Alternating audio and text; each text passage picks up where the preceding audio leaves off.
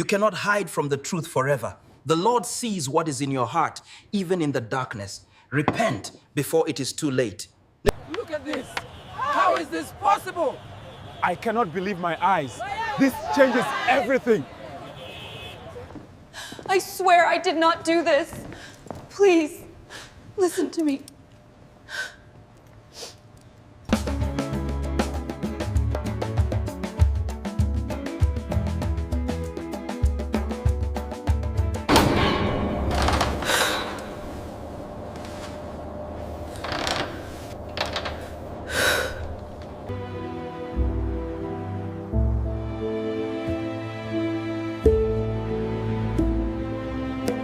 The hospital card slipped from Nayli's handbag without warning, fluttering through the air before landing softly on the tiled floor, yet to Tabo it sounded louder than thunder, and he stood frozen, his body stiff like a carved statue, his eyes locked onto that small piece of paper as if it were a snake coiled and ready to strike, his mouth opening but refusing to form words while his heart hammered violently against his ribs, and when he finally bent down and picked it up with trembling fingers,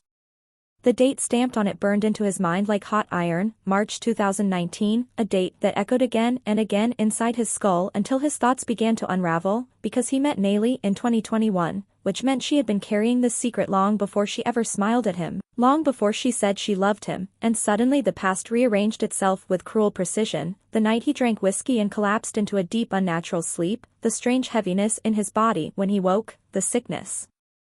that followed like a shadow, and the way Nayli had quickly pointed her finger at an innocent nurse with convincing anger, and as realization settled, his knees weakened and his entire body began to shake as though he were standing naked in freezing rain, sweat pouring down his face in thick streams, not the sweat of heat but of terror and betrayal, and the truth hit him fully then, sharp and merciless, she had drugged him, violated him, and infected him deliberately, stealing his choice, his trust, and his future in one calculated act, and rage rose inside him like a wildfire, urging him toward the bedroom where she lay peacefully, unaware that her lies had finally been exposed, and when his hand wrapped around the door handle, his grip tight enough to whiten his knuckles, a voice inside his head stopped him cold, whispering that if he stepped inside now, blood would be spilled and his life would be ruined forever, and with great effort he released the handle, took slow deliberate breaths, and chose restraint over destruction, because some moments demand wisdom instead of violence, and so he slipped the card into his pocket and walked back into the living room like a man already dead, his feet moving while his mind drifted far away, and when Nayli emerged moments later in her gym clothes, cheerful and unaware, her casual concern felt like mockery, and when she touched his shoulder he flinched violently, pulling away as if her hand burned him, his voice low and dangerous. When he told her not to touch him, a quiet tone that carried more threat than shouting ever could, and though she tried to laugh it off, fear flickered in her eyes because she could sense the shift, the invisible crack forming beneath their marriage, and as the evening stretched on, silence filled the house like thick smoke, suffocating and heavy, and when Tabo locked himself inside the bedroom, clutching the hospital card and staring at the words again and again as if hoping they would disappear, reality refused to soften, and for the first time in years he cried, not gentle tears but violent sobs that shook his entire body, the kind of crying that drains the soul and leaves nothing behind, and while the sun crossed the sky and night settled outside, his pain grew darker and heavier, because betrayal from a stranger wounds the heart, but betrayal from the one you love destroys it completely, and outside the locked door Nayli listened to his muffled cries with growing dread, knowing instinctively that whatever secret had been uncovered would never be buried again, because truth has a way of clawing its way to the surface no matter how deep it is hidden, and that night, as darkness swallowed the house, both of them lay awake in separate rooms, one consumed by guilt and fear, the other shattered by knowledge, unaware that this single fallen card had ignited a chain of events that would soon destroy reputations, expose sins, and change their lives forever. The days that followed felt longer than years, because silence settled inside the house like a slow, poisonous fog, creeping into every corner and choking whatever love had once lived there, and Tabo moved through the rooms like a restless ghost, speaking only when necessary and even then with words so cold and sharp they cut deeper than insults, while Nayli watched him with a mixture of fear and calculation, her mind racing day and night as she tried to understand what he knew and how much he knew, because guilt has a scent and she could smell it rising from her own skin, and every time she entered a room Tabo would leave without a word, every attempt to cook for him ended with food ordered from outside, every effort to touch him met with a violent flinch, as if she carried a deadly disease, And slowly the truth settled into her bones that something terrible had shifted, something beyond fixing with lies or tears, while inside Tabo's mind a storm was brewing, dark and violent, his thoughts circling endlessly around the betrayal until even breathing felt painful, and at night, when the house felt quiet, sleep refused to come, because whenever he closed his eyes he saw memories replaying themselves with cruel clarity, the night he collapsed into unnatural sleep, the mornings of unexplained sickness, the lies spoken with convincing softness, and each memory added another brick to the wall of hatred rising inside his chest, until one evening as he sat alone in his study, staring at the wall like a man already buried, a thought crept into his mind, slow and dangerous, whispering promises of peace through destruction, telling him that death would end the pain, that killing her and himself would silence the screaming inside his head forever, and the idea took root like a poisonous seed, growing stronger the more he fed it, until his eyes hardened and his decision felt terrifyingly calm, and without speaking to Nayli he grabbed his car keys and drove away into the night, his destination far from the comfort of familiar streets, because some crimes begin with secrecy, and at a small pharmacy tucked deep inside Alexandra Township he asked for poison with a voice empty of emotion, the kind strong enough to kill quickly. And when he returned home and found the house empty, fate handed him time, dangerous time, and he cooked carefully, methodically, rice white as snow and stew rich with spices, the smell filling the house like a cruel invitation, and as he poured the poison into the pot his hands shook, yet his resolve held, because pain can convince a good man that evil is justice, and when he set the table for two, arranging plates and glasses like a final ritual, he believed he was preparing an ending, but fate, once again, had other plans. Because traffic delayed Nayli's return, and as he waited, the television flickered to life, landing on a preacher whose voice cut through the room with unsettling precision, speaking words that felt aimed directly at Tabo's soul, warning those planning revenge, those considering murder or suicide, that vengeance belongs to God alone, and with every sentence the walls around Tabo's heart began to crack, tears streaming down his face as realization hit him harder than rage ever had. That killing would not heal him, that death would not undo betrayal, and that becoming a murderer would only destroy what little of him remained, and with a cry torn from his chest he grabbed the poisoned food and dumped it into the trash, throwing away not just the meal but the man he almost became, and when he fell to his knees alone in the bedroom, sobbing with relief and shame, something inside him changed, because forgiveness does not erase pain, but it redirects it, and when he finally stood up, his tears dried and his eyes sharpened, no longer filled with blind rage, but with cold purpose, because Nayli would pay, not through death, but through truth, and truth, he knew, could be far more devastating than poison. Before dawn could stretch its fingers across the sky, Tabo was already awake, dressed in black like a man attending a funeral, not of a body but of a reputation, and he moved through the quiet streets with purpose heavy in his chest, because once a man chooses truth as his weapon, there is no turning back. And at a small printing shop in Johannesburg CBD, the kind that wakes before the city for taxi drivers and early hustlers, Tabo placed his order with a calm that unsettled even himself. 300 posters, full color, bold, unforgiving, each one carrying Nayli's smiling wedding photograph beneath words that would slice through her carefully constructed life like a blade, and as the printer hesitated, eyes wide with fear and doubt, Tabo's stare carried a finality that crushed resistance, because some truths demand to be seen, no matter how ugly, and when the box was finally sealed and placed into his hands, it felt heavier than its weight, because inside were consequences waiting to be unleashed, and as the sun rose higher, Tabo began his silent march, past electric poles, community boards, estate walls, gym entrances, office buildings, and shopping centers, plastering the posters everywhere Nayli was known, ensuring there would be no corner left untouched by exposure. And people stopped to stare, whispering in shock, recognition spreading like wildfire, because scandal moves faster than truth ever could, and by the time Nayli's phone began ringing, her world was already collapsing without her knowledge, call after call pouring in from friends, colleagues, and acquaintances, voices trembling, asking questions she could not answer, denial choking her throat as she rushed out to see for herself, and when she reached the estate entrance and saw her own face staring back at her from a pole, smiling beneath words that branded her a danger, her knees nearly gave out, because shame, once public, strips dignity instantly, and as she drove deeper into the neighborhood, posters multiplied like accusations, children pointing, adults whispering, fear following her like a shadow, and when she finally reached home, fury and terror exploded from her chest as she burst inside screaming Tabo's name, demanding answers, but he sat calmly, unmoved, his silence sharper than any insult, and when she accused him, he responded with a question that crushed her defenses, asking simply whether the words on the posters were lies, and in that moment, her carefully rehearsed explanations shattered, because truth does not negotiate, and as he confronted her with the hospital card and the dates, with the lies, the drugging, the violation, and the innocent nurse she destroyed, her body folded under the weight of exposure, collapsing to the floor as tears and excuses spilled uselessly, yet Tabo felt no satisfaction, only a cold clarity, because revenge did not bring peace, but accountability brought direction, and without wasting another moment, he drove straight to the hospital, walking into the administrator's office like a man reclaiming stolen justice, confessing everything, not just her crimes but his own blindness, and as the truth poured out, disbelief turned into urgency, and within hours, the innocent nurse whose life had been shattered by lies was summoned back, her eyes tired, her spirit wounded, yet when she heard the full story, relief finally washed over her face like rain on dry land, because being believed after injustice is its own kind of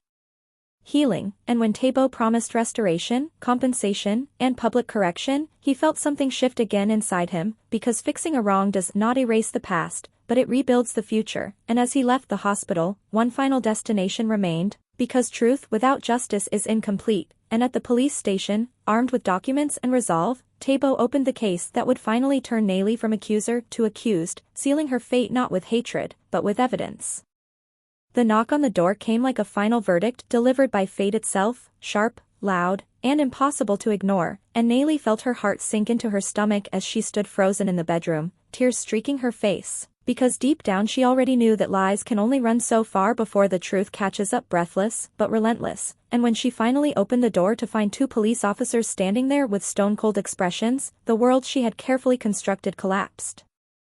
completely, her legs weakening as the words arrest, rape, deliberate infection, fraud, and defamation rang in her ears like gunshots, and as the handcuffs clicked shut around her wrists, neighbors gathered like silent judges, whispering and pointing, their eyes filled not with sympathy but disgust, because public shame burns hotter than prison walls, and as she was led away, Nayli turned one last time toward the house she once ruled, locking eyes with Tabo, hoping to find mercy, anger, anything.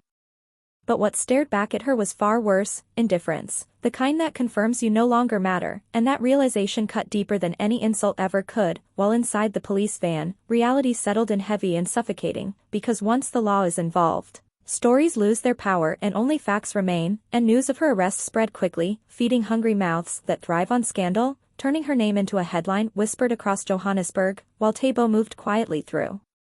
the aftermath, cooperating fully, handing over documents, messages, medical records, and every piece of evidence he had preserved like a man safeguarding his sanity, because proof is the language justice understands best, and months later when the court date finally arrived, the courtroom overflowed with people drawn by curiosity and outrage, journalists adjusting cameras, spectators leaning forward, hungry for downfall, and when Nayli entered wearing prison beige, her once polished confidence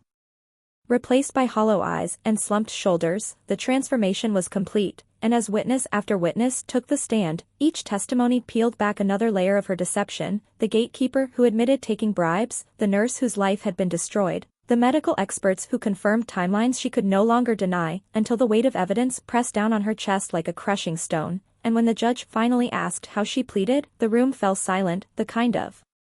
silence that roars, and Nayli scanned the faces around her, searching desperately for salvation, but found only disappointment, anger, and finality, and with a trembling voice, she pleaded guilty, surrendering to the truth she had spent years burying, and gasps filled the courtroom as the judge delivered a sentence that echoed with moral weight, condemning not just her crimes but the cruelty behind them, reminding everyone present that suffering does not grant permission to destroy others, and as the gavel struck, sealing 15 years behind bars and financial restitution, the chapter of deception officially closed, and as police escorted her away, her tears fell freely, not from innocence lost but from consequences earned, while Tabo sat unmoving, his face unreadable, because closure does not always feel like victory, sometimes it feels like quiet exhaustion, and as he stepped outside into the sunlight after court adjourned, he inhaled deeply, feeling lighter yet scarred, knowing that justice had been served, but healing was a longer journey still waiting ahead. After the courtroom emptied and the noise of judgment faded into memory, Tabo discovered that justice, while necessary, does not magically erase pain, because when the storm passes, it leaves behind silence and wreckage that must still be faced, and as he drove away from the courthouse, the city lights blurring through his windshield, he felt a strange emptiness settle in his chest, not relief, not joy, but a quiet exhaustion that came from carrying betrayal for too long, and the following weeks unfolded like slow-healing wounds, as divorce papers were signed, assets divided, and the house in Santon sold to strangers who would never know the screams, tears, and secrets embedded in its walls. And when Tabo moved into a small apartment in Rosebank, it felt less like a downgrade and more like an escape, because sometimes survival requires starting smaller, and in the stillness of his new home, surrounded by unfamiliar silence, he began confronting the damage done to his body and spirit, attending clinic appointments alone, learning to manage a diagnosis he never chose, and while the fear of the future still lingered, it no longer controlled him, because acceptance, though painful, brings a strange kind of strength. And one afternoon as he sat on his balcony overlooking the city skyline, his phone rang with a voice that sounded brighter than he remembered, the nurse whose career had been destroyed now reinstated, promoted, and respected again, thanking him for choosing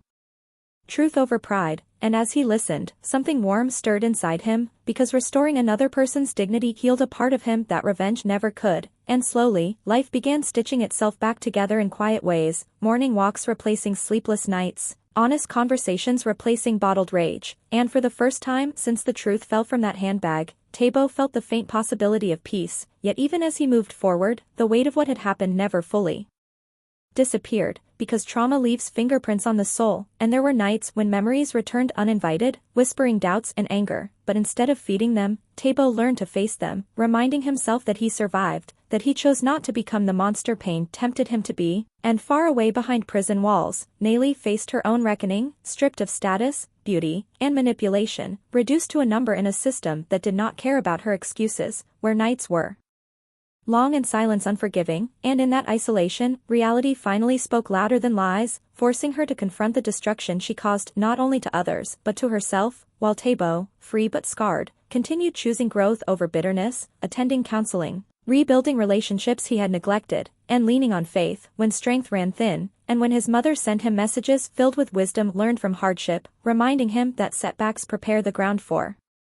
comebacks, he smiled, because even broken foundations can support new beginnings, and as the seasons changed, Tabo realized that forgiveness was not a gift to Nellie, but a release for himself, a refusal to let her crimes dictate the rest of his life, and though love felt distant and trust fragile, hope quietly returned, not loud or dramatic, but steady and real, because healing does not announce itself, it grows slowly, like grass pushing through cracked concrete, and standing once again on his balcony watching the sun dip behind Johannesburg's skyline, Tabo whispered a prayer of gratitude, not for what he endured, but for what he overcame, knowing that while scars remain, they no longer define him, and that sometimes the greatest victory is simply choosing to live well after everything tried to break you. Prison stripped Nellie of everything she once used as armor, her beauty, her confidence, her lies, and left her alone with the one thing she could never escape, her conscience, and inside the cold concrete walls where days blurred into each other like spilled ink, time moved slowly, cruelly, forcing reflection she had avoided for years, because there were no mirrors left to lie to, no audiences to perform for, no victims left to manipulate, only silence and memory, and at night when the lights dimmed and other inmates slept or whispered their own regrets into darkness, Nellie lay awake replaying every decision that had led her there, the fear of being alone with her diagnosis, the selfish choice to drag another soul into her suffering, the satisfaction she once felt controlling narratives and destroying an innocent nurse's life, and for the first time, those memories no longer justified themselves, they condemned her, pressing down on her chest until breathing felt difficult, and she realized too late that pain does not excuse cruelty, and loneliness does not grant permission to destroy others, and as weeks turned into months, humiliation replaced arrogance, because prison does not care who you used to be, it only recognizes who you are now, and whispers followed her down corridors, not because of her crime alone but because inmates have their own moral codes, and deliberate harm earned no sympathy, forcing Nellie into isolation both physical and emotional, and in that solitude, regret grew heavier than chains, because regret is not loud, it is persistent, gnawing at the soul until denial collapses, and she thought often of Tabo, not with love but with shame, imagining his quiet strength, his refusal to become a killer despite the pain she caused, and that contrast haunted her more than the sentence itself, because it exposed the truth that she had choices, and she chose wrong every time, and sometimes letters arrived from family members filled with disappointment rather than comfort, reminders that actions ripple outward, harming people who never deserved the fallout, and as prison programs offered counseling and reflection, Nayli resisted at first, clinging to fragments of pride, but pride eventually starves in confinement. And when she finally spoke, confessing aloud the ugliness of her intentions, the room fell silent, because hearing your own sins spoken without excuses is its own punishment, and though forgiveness from others remained distant, something shifted inside her, a painful awareness that accountability is the first step toward redemption, even if redemption never fully arrives. And while she wrestled with regret behind bars, life beyond the prison gates moved on without her, proving a truth she once ignored, that the world does not stop for your downfall. And across the city, Tabo continued rebuilding, unaware of the depth of her remorse but uninterested in it, because closure does not require reconciliation, and as Nayli marked days on the wall of her cell, she learned that the hardest prison is not made of steel but of memories, and that some sentences last far longer than 15 years, carved permanently into the conscience, because regret, once earned, serves its time without release. Time moved forward with quiet determination, and as months turned into a year, Tabo learned that survival was not the same as living, yet living was exactly what he chose to do, step by deliberate step, because pain either shapes you into something stronger or traps you forever in its shadow. And each morning he woke in his Rosebank apartment with sunlight spilling across the floor, he reminded himself that his life had been spared for a reason, not by luck, but by choice, and slowly he rebuilt routines that anchored him, clinic visits that no longer felt like punishment, work that restored his confidence, friendships that returned once silence lifted, and faith that grew deeper not because life was easy but because it was honest. And when people recognized him from the case and whispered his name, he no longer felt shame or anger, only resolve, because his story was no longer about victimhood but about restraint, accountability, and truth. And one afternoon he stood before a small community gathering, invited by a local health organization to speak, his voice steady as he shared his journey, not sparing details but emphasizing one lesson above all, that pain does not give us the right to destroy others. And as faces in the crowd softened, some wiping tears, Tabo understood that his suffering had been transformed into a message, and that redemption does not always come wrapped in happiness, but in purpose. And far away behind prison walls, Nayli heard echoes of the outside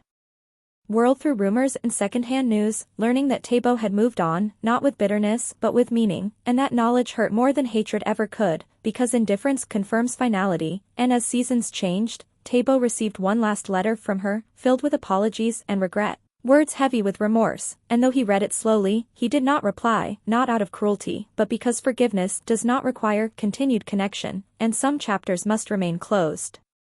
to protect the future, and instead he placed the letter away, choosing peace over reopening wounds. And one evening as the sun painted Johannesburg's skyline in gold and crimson, Tabo sat quietly on his balcony, his mother's words echoing in his mind about setbacks becoming setups. And he smiled softly, understanding now that resilience is built in silence, not applause. And as he whispered a prayer of gratitude, not asking for answers but offering thanks, he felt lighter than he had in years.